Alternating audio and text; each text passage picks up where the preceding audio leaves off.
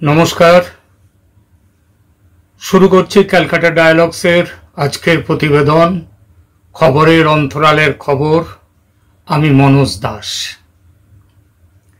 বিমান বাহিনী, সেনাবাহিনী ও নৌবাহিনী এই তিন বাহিনীকে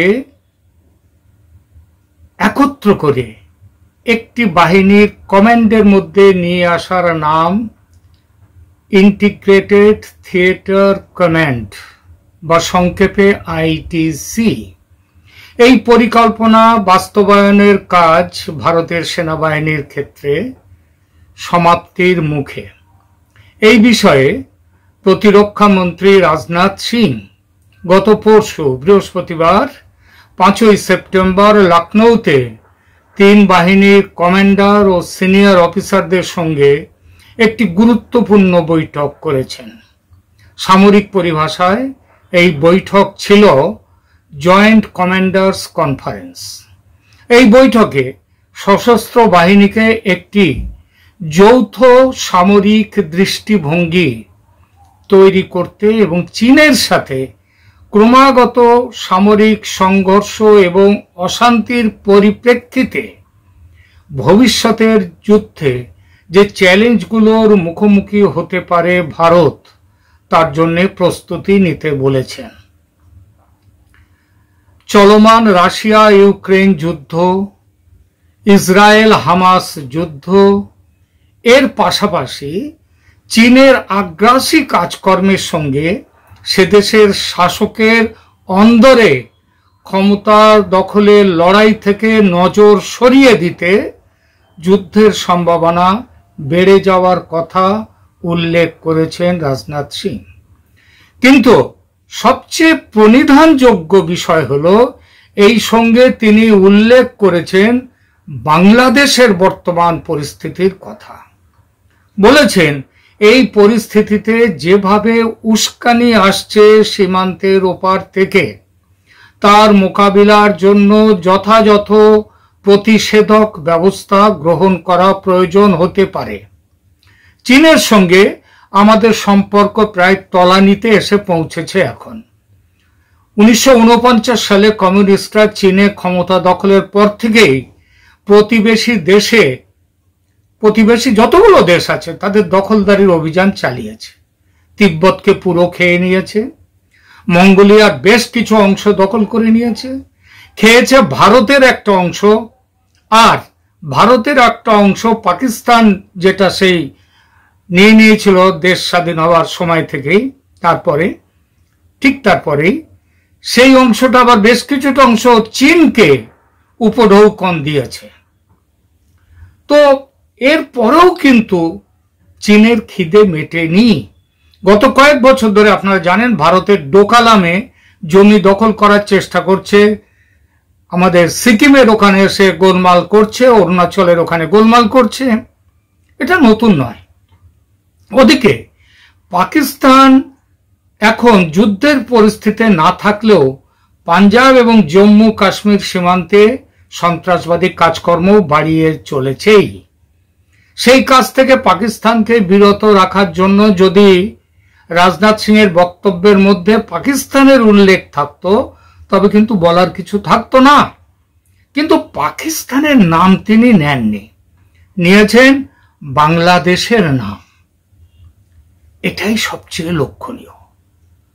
তাহলে তার বক্তব্যের লক্ষ্য কি বাংলাদেশ, কিংবা বাংলাদেশকে উপলক্ষ্য রেখেই কি তিনি আসল লক্ষ্য কি চীন নাকি আমেরিকা? শেখ হাসিনা 26 আগস্ট ভারত থেকে জারি করা এক বিবৃতিতে স্পষ্ট করে বলেছেন তার সরকারের যে পতন, এই পতনের পিছনে আছে আমেরিকার হাত। আমেরিকা বাংলাদেশের সেন্ট মার্টিন বলে যে দ্বীপটি আছে সেই দ্বীপটি নিতে চেয়েছিল, নিয়ে সেখানে সেনা ঘাঁটি বানাবে সেই উদ্দেশ্যে। হাসিনা রাজি হননি। এই অভিযোগ মিথ্যে এমন ভাবার কারণ নেই। এই এলাকায় সেনা ঘাঁটি তৈরি করে আমেরিকা চীনের ওপর যতটা নয় ভারতের ওপর বেশি নজর রাখতে চায়, ভারতকে চাপে রাখতে চায়।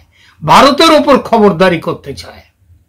সেই সঙ্গে এখানে ঘাঁটি বানিয়ে আরো একটা উদ্দেশ্য আছে তাদের, সেটা হচ্ছে ভারতের উত্তর পূর্বাঞ্চলের রাজ্যগুলোকে ভারত থেকে বিচ্ছিন্ন করে একটি নতুন খ্রিস্টান স্টেট তৈরি করার যে পরিকল্পনা আমেরিকার আছে সেটা বহু পুরনো। সেই পরিকল্পনা বাস্তবায়িত করার পথে এগোতে চায় তারা এবার। বাংলাদেশে পালাবদল ঘটিয়ে এবং মোহাম্মদ ইউনূসের মতো রাজনীতির জ্ঞান যার নেই, অর্থনীতির জ্ঞান তার কি আছে সেটাও জানি না, তো তার মতো একটি পুতুলকে ক্ষমতায় বসিয়ে আমেরিকা তার পুরো প্ল্যান এখন এক্সিকিউট করতে চায়। আর তার করতে চায় দেরি না করে, বাংলাদেশে নির্বাচন হওয়ার আগে। এজন্যই ইউনূস সাহেব এখন আর ভোটের কথা বলছেন না, এবং এটা নিশ্চিত যে 3 মাস কেন, বেশ কয়েক মাসের মধ্যে ভোট হবে না বাংলাদেশে। মার্কিন সেনা বেস তৈরির আগে এই বেস হবে না।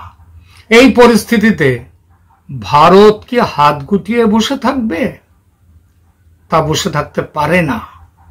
কি করতে পারে ভারত? বাংলাদেশে শেখ হাসিনাকে আবার ক্ষমতায় বসাবার চেষ্টা করতে পারে। তার জন্য আরেকটু অপেক্ষা দরকার, কারণ বাংলাদেশের ইন্টারনাল আনরেস্ট ক্রমেই বাড়ছে। হাসিনার উপরে মানুষের যে একটা কি বলবো ঘৃণা এতদিন ছিল, সেটাও আস্তে আস্তে কমছে। অন্তর্বর্তী সরকার যেটা করেছে ইউনূস সাহেব, সেই সরকার দ্রুত জনসমর্থন হারাচ্ছে। যত দিন যাবে মানুষ আবার আওয়ামী লীগের পক্ষে চলে আসবে, শেখ হাসিনাকে ফিরিয়ে আনতে চাইবে। ভারতের অপেক্ষা সেই সময়ের জন্য। তারপরের কথার ইঙ্গিত তো স্পষ্ট দিয়েছেন প্রতিরক্ষা মন্ত্রী, বুঝে নিন, আমার বলার দরকার নেই। এখনকার মতো এখানেই শেষ করব। তবে শেষ করার আগে একটি কথা বলার আছে। আপনারা জানেন সর্বকালের সর্বশ্রেষ্ঠ বাঙালি এই শিরোনামে যে সমীক্ষাটি, একটি সমীক্ষা এই আমার চ্যানেল ক্যালকাটা ডায়ালগস শুরু করেছে। গত 3 দিন ধরে প্রচুর মানুষ আমাদের সমীক্ষায় সাড়া দিয়েছেন।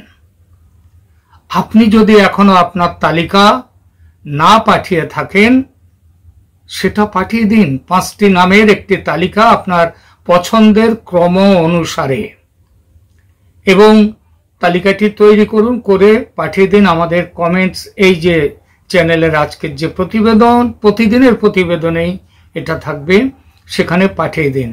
আমরা আগামী ডিসেম্বর মাস 3 মাস আমরা এই সমীক্ষাটি চালিয়ে যাব, এবং 1 জানুয়ারি 2025-এ আমরা আমাদের সমীক্ষার ফল প্রকাশ করব।